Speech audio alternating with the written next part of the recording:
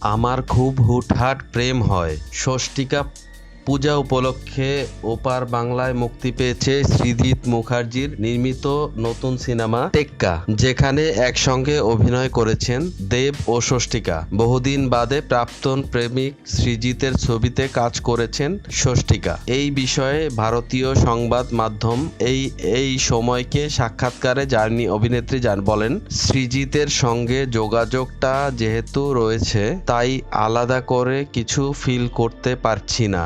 কাজের বাইরে আমাদের দেখা হতোই, খেতে গিয়েছি, একসঙ্গে বেরও হয়েছি, বন্ধু হিসেবে দুজনের এক সম্পর্কটা আছে। সৃজিত খুব খেতে ভালোবাসে, আমিও তাই।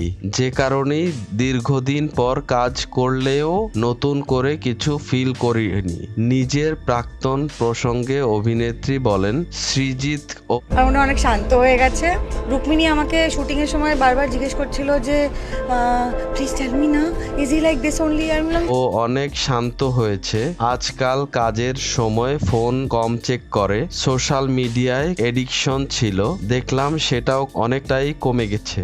আর একটা বিষয় দেখে ভালো লাগলো, আমাদের ডিওপি থাকা সত্ত্বেও বেশ কিছু শর্ট সৃজিত নিজেই নিয়েছে। এই বিষয়টা নিয়ে আমি খুব ইয়ার্কি মেরেছি, বলেছি যেই শর্টগুলো সৃজিত নিয়েছে সেগুলো অন্যদের থেকে বেশি ভালো হয়েছে।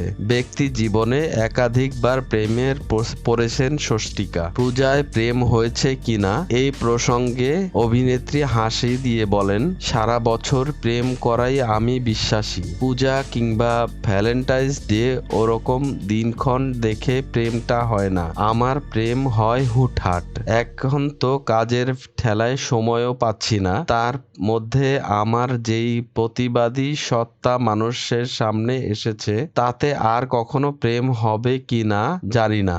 ডেইলি এন্টারটেনমেন্ট আপডেটের এমন আরো ভিডিও পাতে আমাদের চ্যানেলটি সাবস্ক্রাইব করে রাখুন।